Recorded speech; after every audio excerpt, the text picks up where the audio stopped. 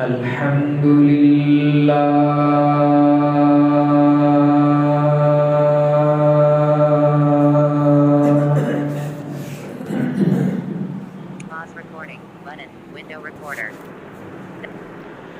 الحمد لله نحمده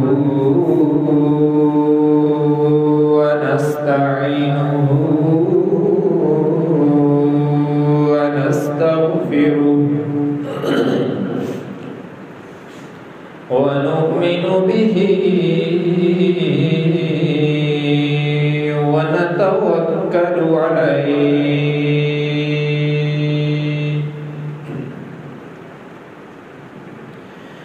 ونعوذ بالله من شرور أنفسنا ومن سيئات أعمالنا من يهده الله فلا مضل له ومن يضلله فلا هادي له ونشهد أن لا إله إلا الله وحده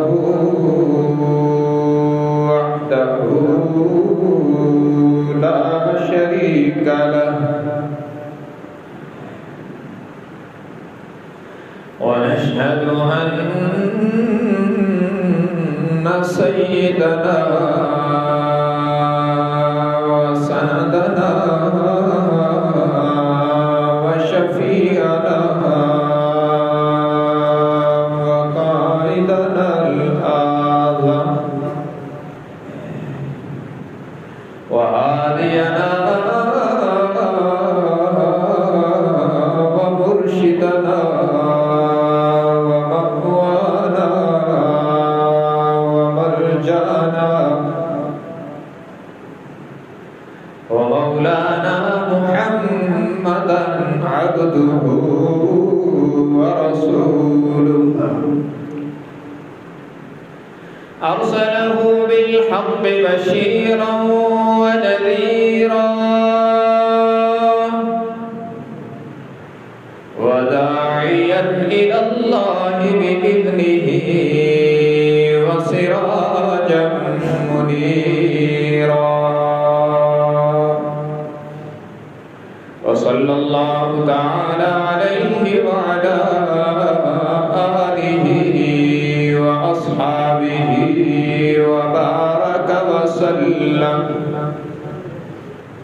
وبارك وسلم تسليما كثيرا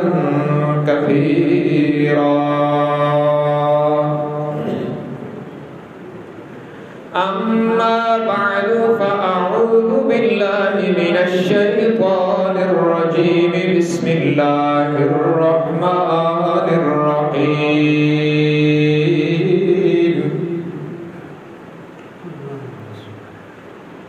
إن الله عنده علم الساعة وينزل الغيث ويعلم ما في الأرحام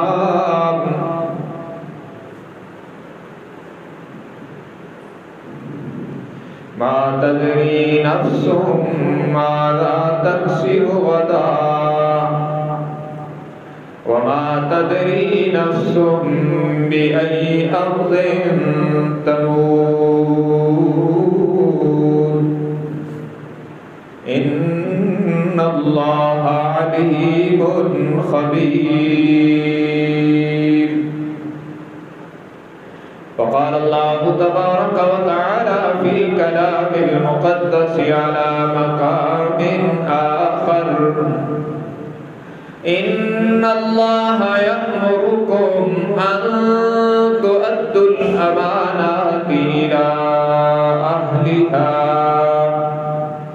وإذا حكمتم بين الناس أن تحكموا بالعدل إن الله نعم ما يعظكم به إن الله كان سميعا بصيرا. وقال النبي صلى الله تبارك وتعالى عليه وسلم لا إيمان لمن لا أمانة له. وقال النبي صلى الله تبارك وتعالى عليه وسلم إذا وصل الأمر إلى غير أهله فانتظر الساعة أو كما قال النبي صلى الله تبارك وتعالى عليه وسلم صدق الله وصدق رسوله النبي الأمي الهاشمي الأمين الكريم ونحن على ذلك لمن الشاهدين والشاكرين والحمد لله رب العالمين.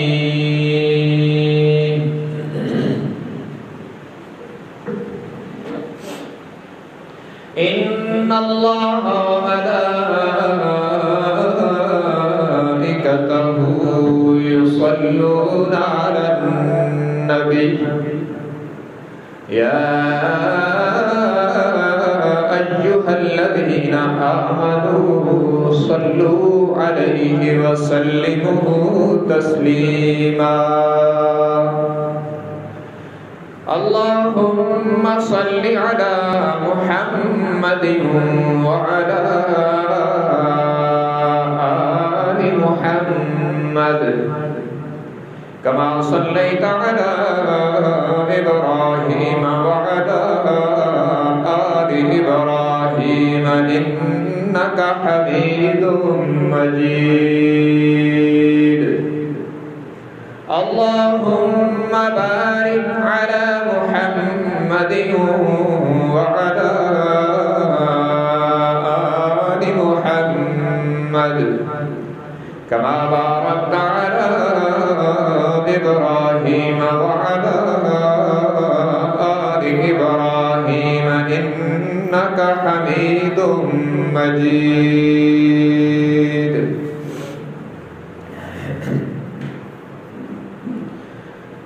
حاضرین گرامی قدر،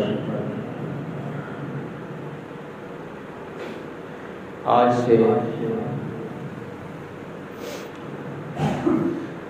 اللہ کے فضل و کرم اور توفیق سے ہم اس عنوان کا آغاز کر رہے ہیں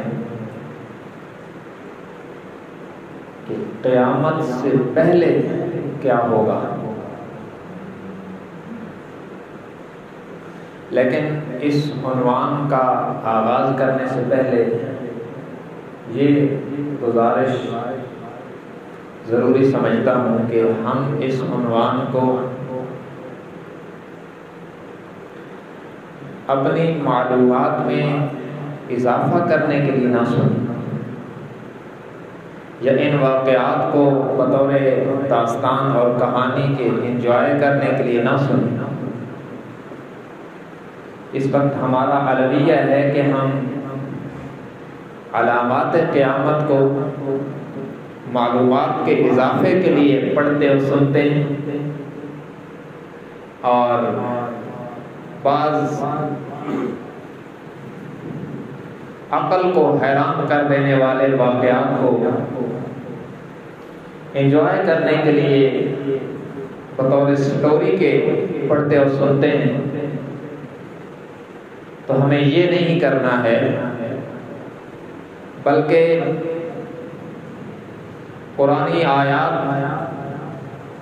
اور جناب نبی مکرم صلی اللہ علیہ وسلم کے ارشادات کی روشنی میں ہم نے ان باتوں کو اس نیت سے سننا ہے کہ اگر ان برائیوں میں سے جو علامات قیامت میں ہیں کوئی برائی ہمارے اندر ہے تو ہم نے اس کو چھوڑنا ہے اور ہم نے ان چیزوں سے بچنا ہے یا جو قیامت کی بڑی بڑی علامات آئیں گی آزمائش کی صورت میں، ہم نے ان سے بچنے کے لیے محنت بھی کرنی ہے اور اللہ کی منت بھی کرنی ہے۔ اگر یہ مقصد ہو تو فائدہ ہے، اور اگر علم میں اضافے کے لیے اور انجوائمنٹ کے لیے اس چیز کا تذکرہ کیا جائے تو پھر وہی عارضی وقت گزاری ہوگی، پھر فائدہ نہیں ہوگا۔ جناب نبی مکرم صلی اللہ علیہ وسلم نے جو امت کو یہ چیزیں بتلائیں تو وہ علم میں اضافے کے لیے نہیں بتلائی، بلکہ شفقتاً بتلائی کہ میری امت ان سے بچتی رہے۔ اب یہ بات ذہن میں رکھیں کہ علامات قیامت کی نشانیاں دو طرح کی ہیں۔ ایک کو شریعت کی اصطلاح میں، شریعت کی بولی میں کہتے ہیں علامات صغریٰ، اور دوسری قسم کی نشانیوں کو کہتے ہیں علامات کبریٰ۔ علامات صغریٰ کا معنی ہے چھوٹی نشانیاں، اور علامات کبریٰ کا معنی ہے قیامت کی بڑی نشانی۔ کیونکہ قیامت کب آئے گی اس کا سوائے اللہ کے کسی کو نہیں پتا، یہاں تک کہ حضرت جبرائیل علیہ السلام نے حضور علیہ السلام سے صحابہ کے سامنے سوال کیا انسانی شکل میں آ کر۔ وہ جو مشہور حدیث جبرائیل ہے، مشکات میں بھی ہے، دیگر ہماری مین سٹریم کی کتابوں میں، اس میں مختلف سوالات کیے گئے۔ ان میں ایک سوال یہ بھی کیا، متی الساعہ، یا رسول اللہ صلی اللہ علیہ وسلم قیامت کب آئے گی؟ تو آپ نے فرمایا مل مسئول عنہا بعالم من السائل، قیامت کب آئے گی اس کا مجھے بھی نہیں پتا، اور پوچھنے والے جبرائیل تجھے بھی نہیں پتا۔ تو پھر انہوں نے پوچھا کہ اس کی نشانیاں کیا ہیں؟ تو آپ علیہ السلام نے علامات قیامت بتلائی۔ اور اسی طرح یہ حقیقت قرآن کریم میں بھی ہے کہ 5 چیزیں جن کو مغیبات خمسہ کہا جاتا ہے۔ قرآن کریم سورہ لقمان کی آخری آیات میں ہے کہ ان کو سوائے اللہ کے کوئی نہیں جانتا، ان کا حقیقی اور کلی علم سوائے اللہ کے کسی کے پاس نہیں۔ ان میں پہلی چیز کیا ہے؟ ان اللہ عندہ علم الساعہ، قیامت کا حقیقی علم اللہ کے پاس ہے، کب آئے گی، کس لمحے کس وقت آئے گی، کون کیا کر رہا ہوگا، یہ ساری تفصیلات کا علم اللہ کے پاس ہے۔ یہاں تک کہ اللہ کے بعد جس ہستی کو سب سے زیادہ علم اللہ نے عطا فرمایا انہیں محمد صلی اللہ علیہ وسلم کہتے ہیں، انہوں نے بھی فرما دیا کہ مجھے بھی نہیں پتا۔ تو حقیقی علم اللہ کے پاس ہے۔ وَيُنَزِّلُ الْغَيْثَ، بارش کب، کہاں اور کتنی برسے گی، اس کے کتنے قطرے ہوں گے، کہاں کہاں فائدہ دیں گے، کہاں کہاں نقصان دیں گے، بارش سے متعلق یہ تفصیلی اور یقینی علم سوائے اللہ کے کسی کو نہیں۔ وَيَعْلَمُ مَا فِي الْأَرْحَامِ، تیسری چیز مادہ کی رحم میں کیا ہے، شقی ہے سعید ہے، کتنی عمر پائے گا، کیا کیا کھائے گا، کیا کیا کمائے گا، کیا کرے گا، یہ پوری تفصیل کا علم سوائے اللہ کے کسی کے پاس نہیں۔ وَمَا تَدْرِي نَفْسٌ مَاذَا تَكْسِبُ غَدًا، اور چوتھے نمبر پہ فرمایا کوئی نہیں جانتا کہ وہ کل کیا کرے گا۔ بندہ کچھ چاہتا ہے اور کل اللہ کچھ اور کر دیتا ہے۔ انی عرفت اللہ بفسوق العزائم، حضرت علی فرماتے ہیں میں نے ارادوں کے ٹوٹنے سے اللہ کو پہچانا ہے کہ میں نے چاہا یہ کروں، اور تقدیر نے کچھ اور کر دیا تو مجھے معلوم ہو گیا کہ کوئی اور ہے جو نظام ہستی چلا رہا ہے۔ اور پانچویں چیز وَمَا تَدْرِي نَفْسٌ بِأَيِّ أَرْضٍ تَمُوتُ، کوئی نہیں جانتا کہ وہ کب کہاں اور کیسے مرے گا سوائے اللہ کے۔ ان چیزوں کا علم کسی کے پاس نہیں۔ کس کے پاس ہے؟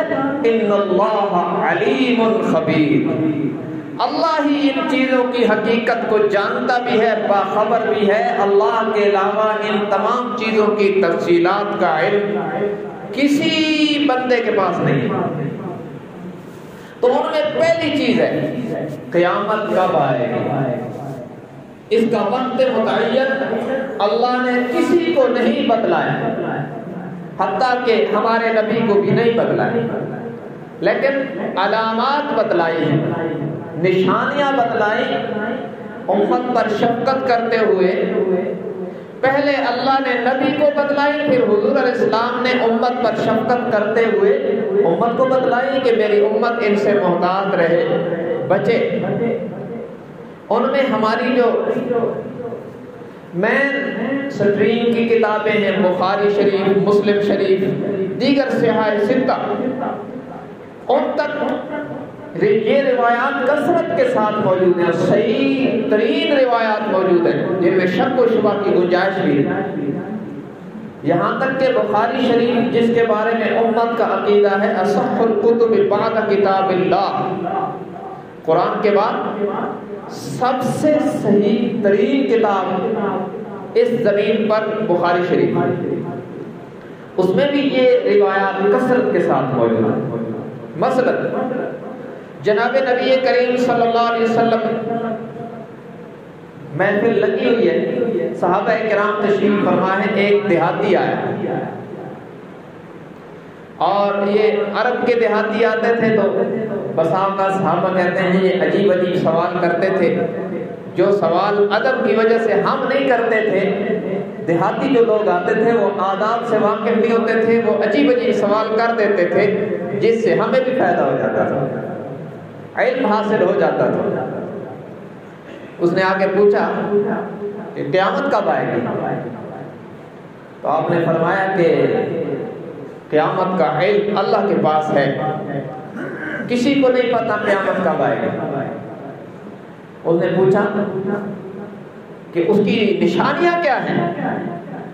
تو آپ نے فرمایا اذا ضیعت الامانۃ فانتظر الساعۃ، جب امانتیں ضائع کی جانے لگے گی تو پھر قیامت کا انتظار کرنا۔ اس نے عرض کی یا رسول اللہ صلی اللہ علیہ وسلم آپ مزید وضاحت فرما دیں، بات مجھے سمجھ میں نہیں آئی۔ آپ نے فرمایا اذا وصل الامر الى غیر اہلہ فانتظر الساعۃ، جب عہدے اور منصب نااہلوں کے سپرد ہو جائیں گے تو پھر قیامت کی انتظار کرنا۔ امانتیں ضائع ہوں گے، عہدے نااہلوں کے پاس جائیں گے۔ امانت کس کو کہتے ہیں؟ ہم یہی سمجھتے ہیں کہ کوئی چیز کسی کے پاس رکھنا کہ یہ آپ کے پاس امانت ہے، بس اسی کو امانت کہتے ہیں۔ شریعت کی بولی میں ہر ذمہ داری کو امانت کہتے ہیں۔ میرے اوپر بحیثیت مسلمان اللہ اور اللہ کے رسول صلی اللہ علیہ وسلم نے جتنی ذمہ داریاں عائد کی وہ سب امانت ہے۔ میرا جسم بھی امانت ہے اللہ کی، میرا علم بھی امانت ہے، ذہانت، صلاحیت اور اپنے اپنے درجے کی حکومت۔ ہر بندے کو اللہ نے اپنے اوپر بھی حکومت دی اور کچھ ماتحتوں پر بھی دی، بیوی بچوں پر بھی دی، یہ سب امانت ہے، ساری ذمہ داریاں امانت ہیں، اور ان میں سے کسی کو بھی ضائع کرنا یہ قیامت کی نشانی ہے۔ اس لیے کہ امانات کو صحیح طریقے پر نبھانا اس کا حکم دیا اللہ نے انسانیت کو، قرآن کریم میں ہے، سورہ نساء میں ہے، فرمایا ان اللہ یأمرکم ان تؤدوا الامانات الی اہلہا وَإِذَا حَكَمْتُمْ بَيْنَ النَّاسِ أَن تَحْكُمُوا بِالْعَدْلِ إِنَّ اللَّهَ نِعِمَّا يَعِظُكُم بِهِ إِنَّ اللَّهَ كَانَ سَمِيعًا بَصِيرًا۔ فرمایا اللہ تمہیں حکم فرما رہے ہیں، اللہ کا آرڈر ہے، ان تؤدوا الامانات الى اہلها، رب العالمین کا آرڈر ہے کہ امانتوں کو ان کے اہلوں کے سپرد کرنا، والذین هم لاماناتهم وعهدهم راعون۔ رب العالمین نے اہل ایمان کی خوبیاں بیان کرتے ہوئے فرمایا وہ امانتوں کی بڑی رعایت رکھتے ہیں، بددیانت نہیں ہوتے، اور جناب نبی مکرم صلی اللہ علیہ وسلم نے فرمایا لا ایمان لمن لا امانت لہ، جو شخص امانت میں خیانت کرتا ہے اس کے ایمان میں کمال نہیں، نقصان ہے، اس کا ایمان ناقص ہے جو امانتدار نہیں ہے۔ اور ایک اور روایت میں فرمایا آیت المنافق ثلاث، عملی منافق کی 3 نشانی۔ یاد رکھنا منافق 2 طرح کے ہوتے ہیں، ایک ہوتا ہے اعتقادی منافق، ایک ہوتا ہے عملی منافق، جو سمجھے ایک ہوتا ہے عقیدے کا منافق، ایک ہوتا ہے عمل کا منافق۔ عقیدے کا منافق کافر ہوتا ہے، عقیدے کا منافق وہ ہوتا ہے جو باہر سے کہتا ہے مومن ہوں اور اندر سے منکر ہوتا ہے۔ وَمِنَ النَّاسِ پہلا پارہ، پہلے پارے کا دوسرا رکوع شروع ہوتا ہے سورۃ البقرہ کا دوسرا رکوع۔ وَمِنَ النَّاسِ مَن يَقُولُ آمَنَّا بِاللَّهِ وَبِالْيَوْمِ الْآخِرِ وَمَا هُم بِمُؤْمِنِينَ۔ رب العالمین نے فرمایا بعض لوگ وہ ہیں جو کہتے ہیں ہم اللہ پر اور قیامت کے دن پر ایمان رکھتے ہیں، حقیقت یہ ہے کہ ان کی زبان کے دعوے ہیں، دلوں میں ایمان نہیں۔ یقولون بألسنتهم ما لیس فی قلوبهم، زبان سے وہ باتیں کرتے ہیں جو دل میں نہیں رکھتے ہیں، زبان سے ایمان کا اظہار کرتے ہیں، دل میں کفر پال رہے ہیں۔ یہ ہے اعتقادی منافق جو حقیقت میں کافر ہوتا ہے، اور اسلام کی نظر میں سب سے برا یہی ہے۔ ابو جہل اور ابو لہب کو بھی وہ عذاب نہیں ہوگا جو عبداللہ بن ابی جیسے منافقوں کو ہوگا۔ قرآن کریم میں ہے ان المنافقین فی الدرک الاسفل من النار، جہنم کے سب سے نچلے درجے میں اللہ منافقین کو سزا دیں گے۔ یہ وہ لوگ ہیں جنہوں نے عقیدے میں منافقت کر کے حضور اکرم صلی اللہ علیہ وسلم کی ذات بابرکات کے ساتھ دوستی کے عنوان پر دشمنی کی بنیادیں رکھی۔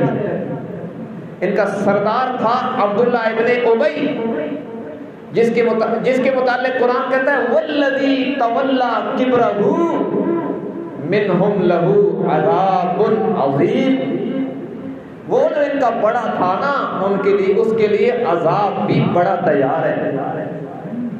یہ اعتقادی منافق ہے، اس دور میں بھی تھے آج بھی ہیں، اس دور میں بھی تھے اور آج بھی وہی ہیں جن کے ہاں تقیہ عبادت ہے۔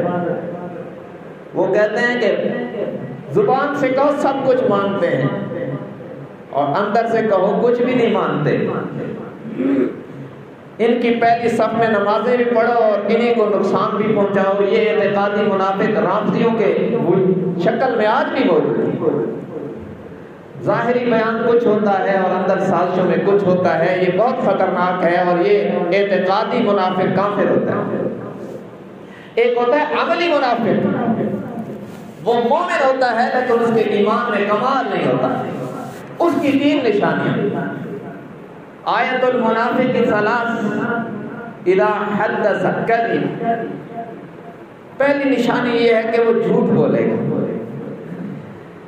ابھی اگر ہم اپنے آپ کا جائزہ لے لیں کہ ہم اعتقادی طور پر تو منافق نہیں ہیں الحمدللہ، ہم دل و زبان سے جو کچھ جناب نبی کریم صلی اللہ علیہ وسلم نے اللہ سے لیا، امت کو دیا، ہم دل و زبان سے اسے تسلیم کرتے ہیں الحمدللہ، لیکن عملی طور پر بڑی گڑبڑ موجود ہے۔ اذا حدث کذب، جب بھی بولے گا تو جھوٹ بولے گا۔ اور ہمارے ہاں کتنا عام ہے یہ، اور قیامت کی علامات میں جناب نبی کریم صلی اللہ علیہ وسلم نے فرمایا ان بین یدی الساعۃ کذابین، قیامت کی علامات میں ہے کہ جھوٹ عام ہو جائے گا، جھوٹ کا رواج ہو جائے گا۔ اور جس دور سے ہم گزر رہے ہیں، شیطان نے مسلمانوں کے دلوں سے جھوٹ کی، نحوست اور اس کی برائی کی نجاست کو نکالنے کے لیے اس کا نام ہی بدل دیا۔ کیا کہتے ہیں؟ بہانہ۔ میں نے اس کو بہانہ کر دیا۔ وہ بہانے کا مطلب جھوٹ ہوتا ہے، لفظ جھوٹ شیطان نے اس سے چھڑوا کر بہانہ اس کی زبان پہ لایا تاکہ گناہ بھی کرتا رہے، توبہ بھی نہ کر سکے۔ کیونکہ بندہ گناہ کو گناہ سمجھ کے کرتا ہے تو اس کا ضمیر اور ایمان اس کو ملامت کرتا ہے، اور جب گناہ کو گناہ سمجھ کے نہیں کرتا اور اس پر کوئی اور ملمہ ہوتا ہے، لبادہ ہوتا ہے، تو پھر اس کو توبہ کی توفیق بھی نہیں ہوتی۔ تو جھوٹ کا نام رکھ دیا بہانہ۔ اور یاد رکھنا، یہ بہانہ بھی جھوٹ کی جدید شکل ہے، اس سے بھی بچنا چاہیے۔ اور ہم اس بات کو سمجھیں، اللہ کے نبی جناب محمد الرسول اللہ صلی اللہ علیہ وسلم نے فرمایا ان الصدق طمانینۃ والکذب ریبۃ، سچ میں اطمینان ہے، جھوٹ میں بے چینی ہے۔ انجامن، سچ میں اطمینان ہے، جھوٹ میں بے چینی ہے۔ اور یہ بندے کو شیطان دھوکہ دیتا ہے کہ جھوٹ بولو گے تو بچ جاؤ گے۔ اللہ کے نبی فرماتے ہیں سچ بولو گے تو بچ جاؤ گے، جھوٹ بولو گے تو پھنس جاؤ گے۔ یہ ظاہر پرست ہے، ہو گئے نا ہم، کہ ہم ظاہری نفع کی خاطر اور بظاہر کبھی ظاہری اطمینان کی خاطر جھوٹ بول دیتے ہیں، اور اللہ کے نبی کی پیشن گوئی کے مطابق ہم انجامن پھنس جاتے ہیں اس کے انجام میں۔ کیونکہ اللہ کے نبی نے فرمایا ان الصدق طمانینۃ فی الصدق نجات، فرمایا سچ میں نجات ہے۔ اور اس وقت امت کا بہت بڑا طبقہ سمجھ رہا ہے کہ جھوٹ میں نجات ہے، اور جھوٹ میں یہ سمجھتے ہیں منافع ہے، جھوٹ میں فائدہ ہے، جبکہ اللہ کے نبی فرما رہے ہیں والکذب ریبۃ، جھوٹ میں بے اطمینانی ہے، نقصان ہے، خسارہ ہے، یہ برائی ہے۔ تو اسے ہم سمجھیں۔ اللہ کے نبی نے فرمایا مومن بخیل ہو سکتا ہے، کنجوس ہو سکتا ہے، لیکن جھوٹ اور ایمان جمع نہیں ہوتے۔ بڑی عجیب روایت ہے، ہمیں جھنجھوڑتی ہے نا، جھوٹ اور ایمان جمع نہیں ہو سکتے۔ تو ہم اس وقت کدھر جا رہے ہیں؟ ہماری زندگی کی گاڑی کس طرف جا رہی ہے کہ ہم کہتے ہیں بادشاہ جھوٹ کے بغیر تو اب نظام ہی نہیں چلتا۔ بعض لوگ تو بہت جرأت کے ساتھ بہت غلط جملہ کہتے ہیں کہ بادشاہ مولوی صاحب یہ سچ کا زمانہ نہیں ہے۔ تو کیا اللہ کے نبی نے ہم سے پہلے لوگوں کے لیے تعلیمات دی تھی؟ یہ بہت خطرناک جملہ ہے، ہمیں یہ نہیں بولنا چاہیے کہ یہ سچ کا زمانہ نہیں ہے۔ قیامت تک کے لیے اللہ کے نبی کی نبوت کا زمانہ ہے اور اس پر عمل کا زمانہ ہے۔ تو یہ بھی سچ کا زمانہ ہے، اس وقت بھی سچ میں نجات ہے، اور جنہوں نے سچ بولا اور جھوٹ کی نفرت ان کے ذہنوں میں تھی، اللہ نے انہیں بھی اطمینان دیا، بلکہ ان کی برکت سے اوروں کو بھی اطمینان دے دیا۔ ہمارے اکابر کے دیکھیں، صحابہ کرام تو بڑے لوگ تھے جن کو اللہ نے چن کر اپنے آخری حبیب کی صحبت میں بھیجا، ان کے تو کیا کہنے، ان کی تو تاریخ میں پھر مثال نہیں ملتی۔ ہمارے اکابر کی ایسی مثالیں ہیں جو ہماری عقلوں کو تنگ کر دیتی۔ ہمارے اکابر میں ایک شخص گزرے، حضرت مولانا عبد اللطیف گنگوہی رحمۃ اللہ علیہ۔ ابھی میرے ذہن میں یہ واقعہ آ گیا، ایمان تازہ کر دینے والے، بہت نیک اللہ والے تھے، ٹانگے پہ سفر کر رہے تھے گھر والوں کے ساتھ، فیملی کے ساتھ، تو ڈاکو نے اسے گھیر لیا۔ انہوں نے دیکھا کہ ڈاکو ہیں اور بدتمیز قسم کے لوگ ہوتے ہیں، تو انہوں نے ڈاکو سے کہا بھائی آپ نے ہماری فیملی کو ہاتھ نہیں لگانا، میں آپ سے وعدہ کرتا ہوں کہ انہوں نے جتنے زیورات پہنے سارے اتار کے دے دیتا ہوں، لیکن آپ دور کھڑے ہو جاؤ، بے پردگی بے حرمتی نہیں کرنی۔ انہوں نے کہا کوئی سادہ بابا جی ہے کیا، سنہری موقع ہے کہ ہمیں کچھ کرنا بھی نہ پڑے، سارا مال مل جائے۔ انہوں نے کہا ٹھیک ہے جی، سائڈ میں بیٹھ کے انہوں نے اپنی خواتین کے زیورات جتنے تھے سارے اتار کے دے دیے۔ اتفاق سے ایک بچی کے ہاتھ میں ایک چھوٹی سی وہ انگوٹھی جو ہے وہ رہ گئی، اور جب ان کو سارا کچھ مل گیا تو انہوں نے کہا ٹھیک ہے آپ جائیں۔ تھوڑا سا ٹانگے والے ٹانگا چلایا تو ان کی نظر پڑی اس بچی کی انگلی پر جس میں ایک چھوٹی سی انگوٹھی رہ گئی۔ انہوں نے ٹھہر جاؤ ٹھہر جاؤ۔ میں نے کہا کیا بات ہے؟ میں نے کہا میں نے ان سے وعدہ کیا تھا کہ سارے زیورات اتار کے دوں گا، اور یہ جو انگوٹھی رہ گئی اس کا مطلب تو یہ ہے کہ میں نے جھوٹ بولا ہے۔ اس کو روک دیا اور وہ انگوٹھی اتاری اور بھاگ پڑے وہ ڈاکوؤں کے پیچھے۔ انہوں نے سمجھا کہ بابا جی بھاگ رہے ہیں، لگتا ہے کوئی اسلحہ لے کے لڑنے کے لیے آ رہے ہیں، لیکن انہوں نے کہا یہ ہے کہ ہم اتنے ہیں کیا لڑے گا۔ انہوں نے کہا ٹھہرو ٹھہرو ٹھہرو ٹھہرو۔ وہ ٹھہر گئے۔ انہوں نے کہا کہ بات یہ ہے کہ میں نے تم سے وعدہ کیا تھا کہ سارے زیورات اتار کے دوں گا، اور یہ چھوٹی سی انگوٹھی رہ گئی تھی تو میں نے کہا کہ میری بات جھوٹی ثابت نہ ہو، یہ بھی دے دو۔ اس سچ کا ایسا اثر ہوا، اس ڈاکوؤں کے سردار نے کہا بابا جی بس ہم بڑے گناہگار ہیں، آج اللہ کو گواہ بنا کر آپ کے ہاتھ پہ توبہ کرتے ہیں، دوبارہ یہ کام کبھی نہیں کریں گے۔ یہ سچ نے جیتا ہے، ڈاکوؤں کو توبہ کروا کر نیک صالح بنا دیا اور محافظ بنا دیا، برکت سچ کی تھی۔ اور اس وقت امت کا مجموعی حصہ سمجھ رہا ہے کہ جھوٹ کے بغیر تو بادشاہ ہم چل نہیں سکتے۔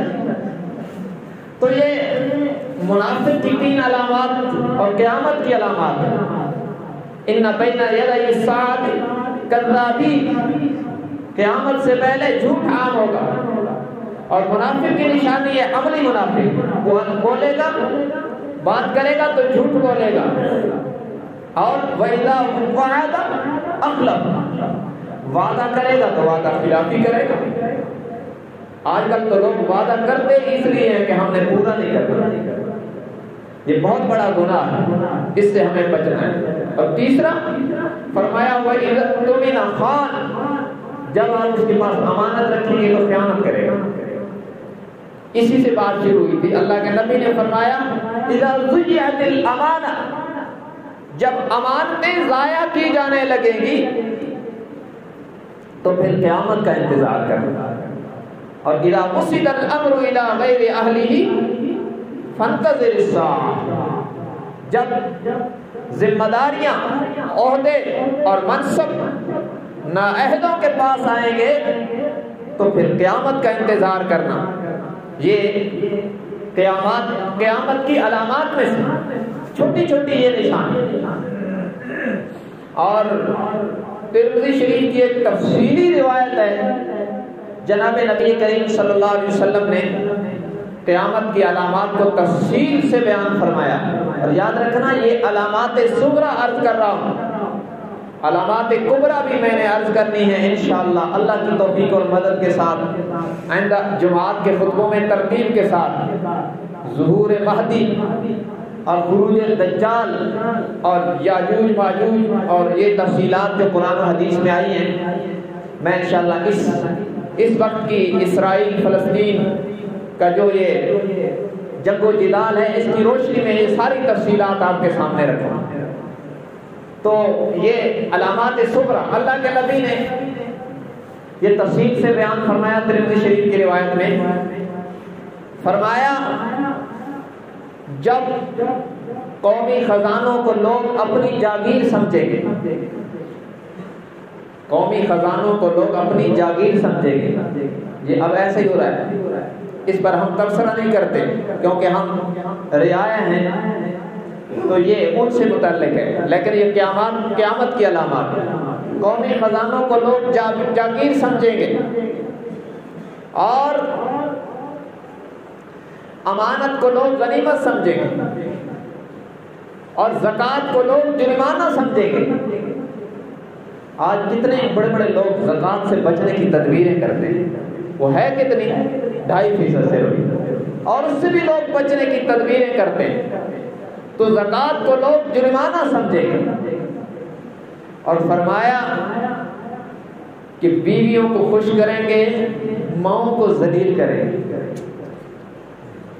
یاد رکھنا ہمیں ایسا معتدل دین ملا ہے جس نے سارے رشتوں کی حیثیتیں متعین کی ہیں. یہ نہیں کہ بیوی کو ماں کو خوش کرنے کے لیے بیوی کے حقوق پامال کریں، یہ بھی ناجائز ہے. لیکن مجموعی طور پر کیا کرے گی امت؟ بیویوں کو خوش کریں گے، ماں کو ذلیل کریں گے. اور یہی وہ حدیث جبرائیل میں بھی اس طرح کی بات آئی ہے. یہ ماں کی نافرمانی اور والدین کی نافرمانی قیامت کی بڑی بڑی علامات ہیں. حضرت جبرائیل نے پوچھا نا حضور سے کہ قیامت کی علامات کیا ہیں، تو انہوں نے فرمایا ان تلد الامۃ ربتها. پہلی بڑی علامت یہ ہے کہ بیٹیاں نافرمان ہو جائیں گی.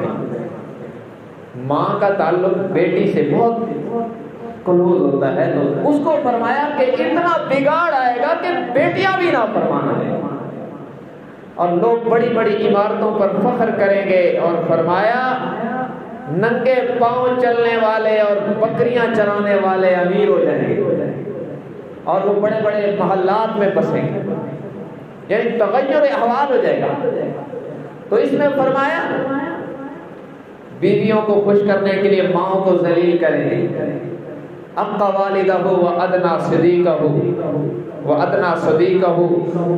فرمایا لوگ دوستوں کے قریب ہوں گے اور سگے باپ سے دور ہوں گے. سگے باپ سے بات کرے گا تو غرائے گا، دوستوں سے بات کرے گا تو مسکرائے گا. کیا آج ہمارے معاشرے میں یہ نہیں ہو رہا؟ والد کو بیٹے سے منوانے کے لیے اس کے دوستوں کی محنتیں کرنی پڑتی ہیں، اور یہ قیامت کی علامت ہے.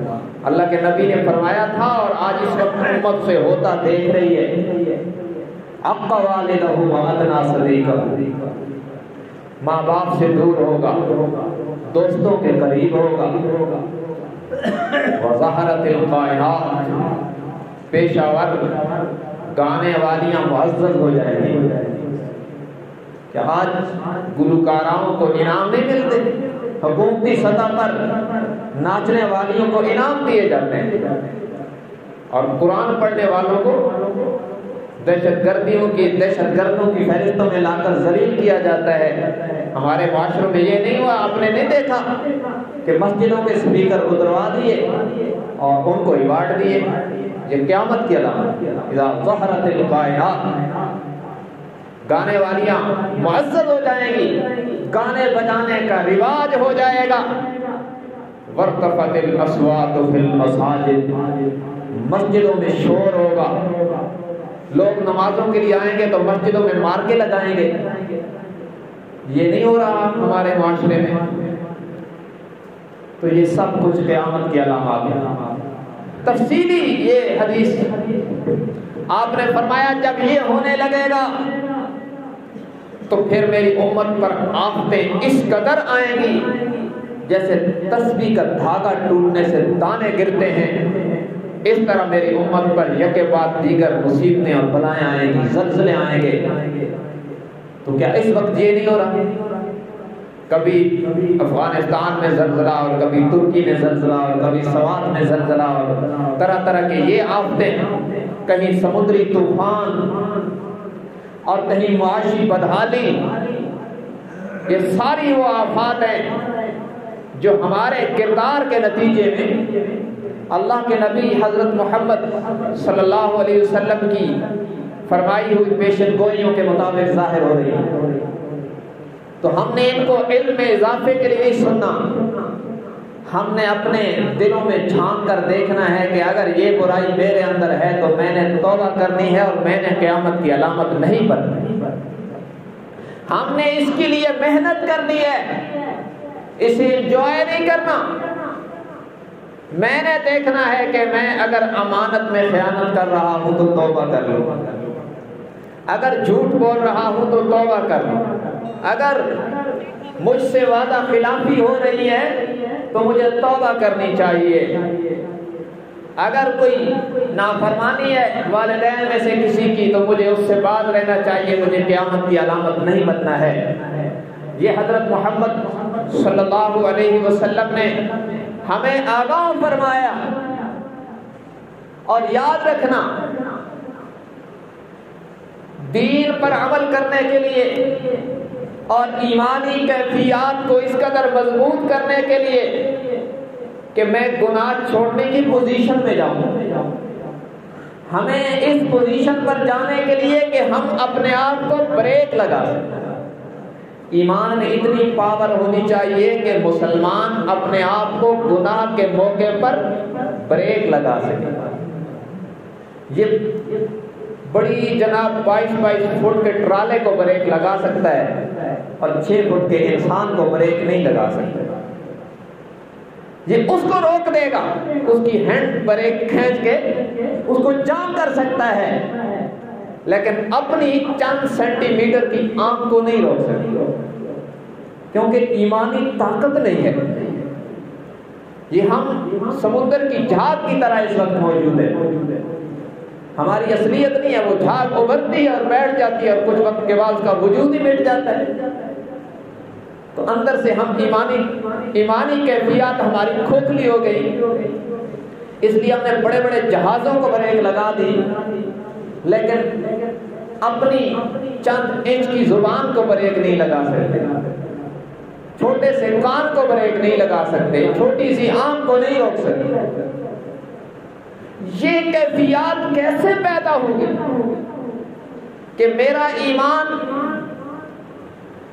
اس پر جو سیاہی پڑی ہے وہ دھلے اور میرے دل میں ایمان کا چراغ روشن ہو، وہ چمکے اور میرے عمل میں نظر آئے اور میرے اندر وہ ایمانی طاقت پیدا ہو جو مجھے نیکی کا شوق دلائے اور گناہ سے بریک لگائے۔ یاد رکھنا، یہ اللہ والوں کی صحبت سے ملتا ہے۔ آپ کو قرآن و حدیث کہاں سے ملے گا؟ یہ ان علماء سے ملتا ہے، منبر و محراب کے ورثاء سے ملتا ہے، اور دینداروں کی صحبت، جس کی مجلس میں آپ بیٹھیں گے، جن لوگوں سے گپ شپ ہوگی، جن لوگوں سے اٹھنا بیٹھنا ہوگا، نہ چاہتے ہوئے بھی ان کی صفات بندے کے اندر منتقل ہو جاتی ہے۔ اور نیک لوگوں کی اور اللہ والوں کی صحبت کا حکم خود اللہ نے دیا ہے۔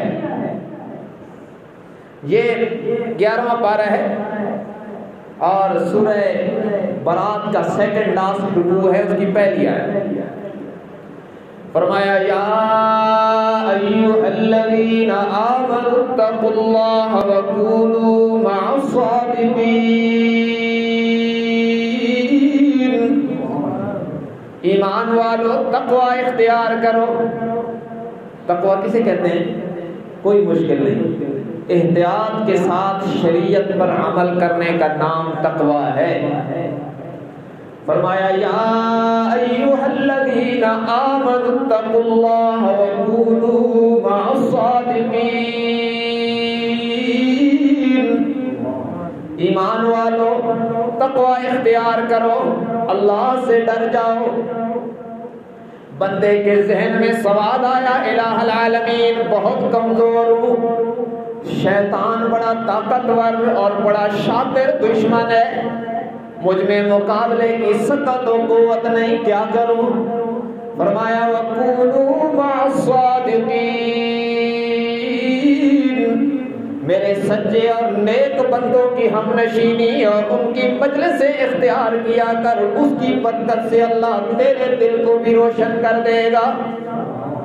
اور جناب نبی کریم صلی اللہ علیہ وسلم نے فرمایا لا یشقى جلیسهم ولا یخاب انیسهم، امت کے نیک لوگوں کے بارے میں فرمایا یہ اتنے خوش نصیب ہیں کہ ان کے ساتھ بیٹھنے والا بھی بدبخت نہیں ہوتا، ان سے محبت رکھنے والا بھی ناکام نہیں ہوتا، جو ان کی ہم نشینی اختیار کرتا ہے اگرچہ کمزور ہوتا ہے لیکن ان کی مجالس میں اور ان کی ہم نشینی میں اللہ نے وہ برکات رکھی ہیں کہ اللہ اس کمزور کو بھی کامیاب بنا دے گا۔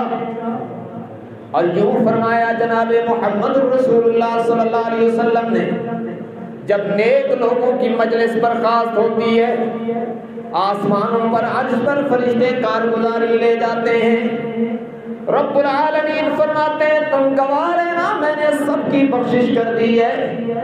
وہ عرض کرتے ہیں یا اللہ ہم میں ایک بندہ ایسا بھی تھا جو ذکر کرنے نہیں آیا، تلاوت کرنے نہیں آیا، جنت کی طلب کرنے نہیں آیا تھا، جہنم سے ڈرنے اور جہنم سے پناہ مانگنے نہیں آیا تھا، لیکن تیرے نیک بندوں کے ساتھ بیٹھا ہوا تھا۔ رب العالمین کی رحمت جوش میں آتی ہے اور فرمایا جاتا ہے گو کہ یہ ان کے ساتھ ذکر و تلاوت میں تو شریک نہیں تھا لیکن میرے نیک بندوں کے ساتھ تو بیٹھا تھا نا، لو اس کی برکت سے ان کی برکت سے اس کے لیے بھی مغفرت کا اعلان ہو رہا ہے۔ تو یہ علماء اہل دین، اہل قرآن، دین سیکھنے سکھانے والے لوگ اور دین کی اشاعت کی فکر کو لے کر چلنے والے لوگوں کے ساتھ اٹھنا بیٹھنا، ان کی ہم نشینی اور ان کی مجلس اختیار کرنا ایمان کی تازگی کا ذریعہ ہے۔ یوں سمجھے جیسے آپ تندور کے پاس جا کے کھڑے ہو جائیں، تندور پہ تندوری روٹیاں لگا رہا ہے، اس کو تو تپش محسوس ہو رہی ہے، آپ جب کھڑے ہوں اس کے ساتھ 10 منٹ اور 10 منٹ کے بعد آپ نکلیں گے تو آپ کے کپڑوں سے بھی دھوئیں کی بو آئے گی، اور کسی عطر والی دکان پہ چلے جائیں گو کہ خوشبو نہ خریدیں لیکن 5-10 منٹ وہاں رہیں تو آپ کے کپڑوں سے بھی باہر آپ نکلیں گے تو آپ کے وجود سے خوشبو آئے گی۔ اسی طرح جب اللہ والوں کی مجلس میں جائیں گے تو اگر ان کی مجلس میں بیٹھ بھی جائیں گے تو انشاءاللہ آپ کے عمل سے ایمان کی خوشبو آئے گی۔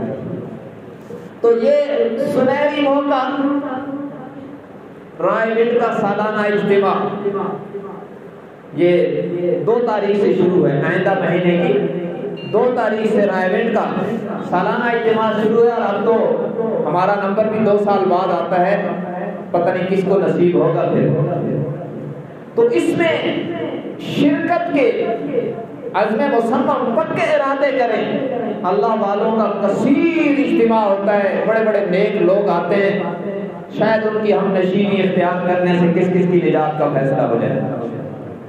اور بڑے لوگ تو بڑی نیتوں کے ساتھ جاتے ہیں نا کہ پوری دنیا میں ہم نے ہدایت کو پھیلانا ہے، کفر اور گمراہی کو مٹانا ہے، یہ بڑے لوگوں کی بڑی نیتیں ہوتی ہیں، ہم تو بہت چھوٹے لوگ ہیں نا، چلو ہم چھوٹی نیت لے کر ہی چلے جائیں۔ میں الحمدللہ اہتمام سے کوشش کرتا ہوں کہ اس میں شریک ہوں، 2-3 نیتیں کر کے جاتے ہیں۔ ایک تو یہ کہ جناب نبی کریم صلی اللہ علیہ وسلم نے فرمایا، یہ روایت تو آپ نے کثرت سے سنی ہوگی کہ 2 آدمیوں کی الگ الگ نماز اگر وہ جماعت سے پڑھ لیں نا، 2 آدمی اگر جماعت سے نماز پڑھ لیں، ایک امام اور ایک مقتدی ہو تو وہ 4 آدمیوں کی الگ الگ نماز سے افضل ہے، اور 4 آدمیوں کی جماعت کی نماز 8 بندوں کی الگ الگ نماز سے افضل ہے، اور 8 بندوں کی جماعت کی نماز 100 بندوں کی 8 بندوں کی جماعت کی نماز 100 بندوں کی الگ الگ نماز سے افضل ہے۔ اور رائے گڑھ میں لاکھوں کی جماعت میں جب کوئی میرے جیسا گناہگار کھڑا ہوگا تو ہو سکتا ہے کہ یہی 2 رکعتیں اس کی نجات کا ذریعہ بن جائیں۔ وہ کتنا بڑا ثواب ہے۔ اور ایک اور بات جو صاحب ہدایہ نے لکھی ہے، ہماری فقہ کی کتابوں میں ایک کتاب ہے ہدایہ شریف، اس میں انہوں نے جماعت کی نماز کی عظمت بیان کرتے ہوئے جو کچھ عربی میں لکھا میں آپ کو اردو میں بتا رہا ہوں۔ انہوں نے لکھا جماعت کی نماز کی فضیلت بیان کرتے ہوئے، اس میں حدیثیں بھی ہیں، اس میں قرآن کی آیات بھی ہیں، لیکن انہوں نے ایک اور بات لکھی۔ انہوں نے لکھا کہ جب امام کے پیچھے کئی لوگ کھڑے ہوتے ہیں نا، تو یقیناً کچھ لوگ تو ایسے بھی ہوتے ہیں جن کی نماز اللہ کے ہاں قبول ہوتی ہے، جن کی نماز اللہ کو پسند ہوتی ہے، اللہ ان کی قبول فرماتے ہیں۔ فرمایا جب کچھ کی قبول ہوتی ہے نا تو اللہ کی رحمت سے یہ بعید ہے کہ ایک امام کے پیچھے کھڑے ہونے والوں میں سے کچھ کی نماز کو قبول کر کے باقیوں کی رد کر دے۔ کچھ نیک بندوں کی برکت سے سب کی قبول ہو جاتی ہے۔ اور یہ تو اس مسجد کی بات ہے جہاں 10 20 40 50 لوگ کھڑے ہوتے ہیں، ان میں بھی کوئی ایک آدھ تو مقبول ہوگا، اور جہاں لاکھوں انسانوں کی جماعت کھڑی ہوتی ہے ان میں بہت سارے مقبولان بارگاہ الہی ہوتے ہیں۔ جب ان کی قبول ہوتی ہے یقیناً تو ان کی برکت سے میرے جیسے گناہگاروں کی بھی قبول ہو جائے گی۔ ہم اس امید پر جاتے ہیں۔ اور تیسری بڑی نیت یہ کرنی ہے کہ وہاں عالمی فکر کی جاتی ہے کہ پوری دنیا میں اسلام کا احیاء کیسے ہو، پوری دنیا میں ہدایت کی ہوائیں کیسے چلیں، پوری دنیا میں ہدایت کیسے پھیلے اور گمراہی کیسے مٹے۔ تو ہم بھی جا کر ان کے ساتھ ہم نشینی اختیار کرتے ہیں۔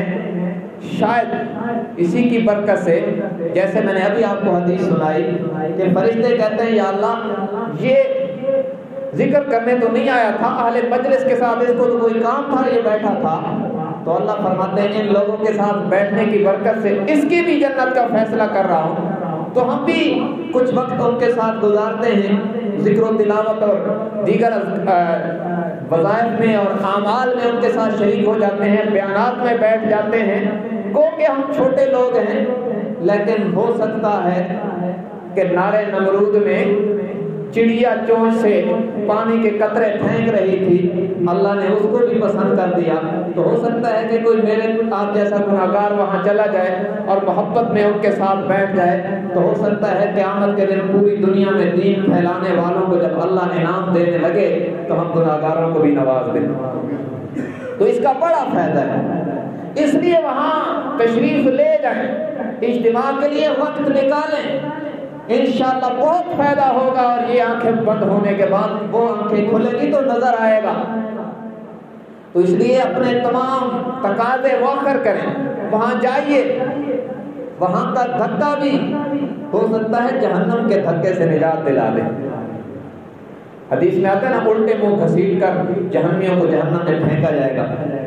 تو وہاں جو دھکے لگتے ہیں، میں جو اس نیت سے بھی جاتا ہوں کہ مجھے دھکے زیادہ لگتے ہیں، تو شاید یہی دھکا کوئی قبول ہو جائے اور اللہ کہے کہ چلو میرے دین والوں کے ساتھ، میرے نیک لوگوں کے ساتھ شریک ہونے کے لیے اس معذور بندے نے دھکا کھایا تھا، ہو سکتا ہے اسی کی برکت سے اللہ کہے چلو اسی دھکے کے ساتھ اس کو جنت میں بھیج دو۔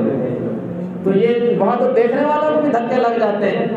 تو یہ نیتیں لے کر اپنے تقاضے مؤخر کر کے اور اسے نجات کا ذریعہ سمجھ کر اور آخری سمجھ کے تشریف لے جائیں، دعاؤں پر آمین کہیں۔ ہو سکتا ہے ان کی برکت سے میرے اور آپ کے گناہ بھی معاف ہو جائے۔ اللہ کی رحمت چھم چھم برستی ہے، اس لیے میں اپیل کروں گا کہ سارے تقاضے مؤخر کریں اور عزم مصمم کریں اور اس موقع پر ضرور شرکت فرمائیں اور ان کے لیے دعا بھی کریں کہ اللہ تبارک و تعالیٰ انہیں کامیاب فرمائے۔ اور انشاءاللہ یہ عنوان جاری ہے، علامات قیامت کی تفصیل، یہ عنوان انشاءاللہ آئندہ جماعت میں اللہ نے زندگی اور توفیق دی تو جاری رہے گا اپنی تفصیلات کے ساتھ۔ اللہ تبارک و تعالی ہم سب کو دین حق کی صحیح سمجھ اور اس پر عمل کی توفیق عطا فرمائے۔ وآخر دعوانا الحمد للہ رب العالمین۔